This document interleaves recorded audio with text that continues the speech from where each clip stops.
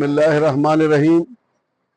लियारी में जो फ्लैट्स गिरे हैं और जो मुतासरीन हैं वो बेयारो मददगार पड़े हुए हैं। अच्छा, ये वही पुराना वतेरा, पुराना तरीका जी। कमेटी बना दिया गया और कमेटी अपनी रिपोर्ट देगी और डीजी केबीसीए को हमने हटा दिया, कराची बिल्डिंग अथॉरिटी वाले को हमने हटा दिया और इंक्वायरी हो गई है और इंक्वायरी चल रही है। हर एक ने आकर अपनी फोटो सेशन किया है, चाहे उसमें गवर्नर हो, चाहे उसमें सईद गनी साहब हो, चाहे उसमें नबील गबोल साहब हो, और भी दूसरे लोगों ने आकर, और मीडिया ने 4-5 दिन की शोर शराबा हुआ। अब जो है ना वो खामोशी है। वो जो बेचारे गिरे हैं, उनके घर गिरे हैं और उनके जो लायकीन इंतकाल कर गए हैं, ना तो उनको कोई ख़ास मुआवजे का ऐलान किया गया है सिंध हुकूमत की तरफ से, ना ही जो ज़ख्मी हैं उनके इलाज का भी कोई पता नहीं। गवर्नर साहब तशरीफ़ लेकर आए हैं और उन्होंने कहा कि जी हम 1 महीने का राशन देंगे, उसका भी कोई पता नहीं है। और उन्होंने कहा कि जी हम 80-80 गज के प्लाट देंगे। तो मैं ये बताना चाहता हूँ कि वो प्लाट किधर हैं, कहाँ पर देंगे, किस जंगल पे देंगे। लेकिन इनके पास रईस गोठ में लियारी एक्सप्रेसवे का कुछ माल पड़ा हुआ है, क्योंकि लियारी एक्सप्रेसवे अभी तक इनके हवाले है, और शायद और रईस गोठ में, क्योंकि वहाँ पर ना आबादी है ना कुछ है, ये सिर्फ कहते हैं। और जेडीसी जफर इकबाल साहब कहाँ पर हैं कोई पता नहीं है, क्योंकि उन्होंने 2 बच्चों को मार दिया और वो बच्चे अभी तक लापता है।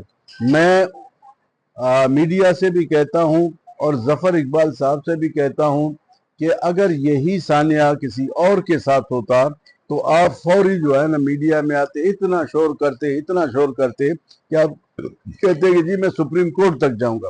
अब आप बताइए कि आपके लिए हम कहां तक जाएं। आपने कल परसों जो है ना जिन फैमिली को लाकर खड़ा कर दिया, वो तो एक बंगालन औरत थी, और कोई माँ ऐसी नहीं है कि वो ये कह दे कि मेरे बच्चों की 2-4-6 हड्डियां टूटी हुई हैं, बाकी सब सही हैं, और उनको आईसीयू से निकाल कर और उनको जनरल वार्ड में शिफ्ट किया गया। उन माओं की एनआईसियां चेक की जाएं, उन बच्चों की बर्थ सर्टिफिकेट चेक किए जाएं। मुझे तो शक है कि इन बच्चों को ही अगवा कर लिया गया, ये बच्चे गायब हैं। और मैं मीडिया से कहता हूं कि पता करें ये बच्चे किस हॉस्पिटल में हैं, किस जगह पे हैं, और इनकी सही उनको सही उनकी जो है वो इलाज किया जाए।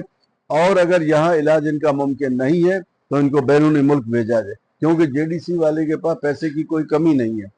वो 3-3 करोड़ के शतरमुर्ग खिला सकता है, तो 3-4 करोड़ रुपया बच्चों पर क्यों नहीं लगा सकता। और ये तमाम चीज़ें आप लोगों ने देखनी है। अब जो एक चीज़ शुरू हो गया है कि जी मखतूम बिल्डिंग को गिरा दिया जाए। कराची में ऐसे कई बिल्डिंग हैं। अब तो मज़े फिर भी वही आ गया, केबीसीए के मज़े आ गया, बिल्डर माफिया के मज़े आ गया। आप जब तक कमेटी नहीं बनाएंगे कराची वालों के लिए, जब तक उनकी पूरा एक डेटा नहीं बनाएंगे, उस वक्त तक खुदारा आप लोग जो है उनको बेघर ना करें। वो कहाँ जाएंगे और किस जगह पे जाएंगे, उनकी कोई सुनवाई नहीं है।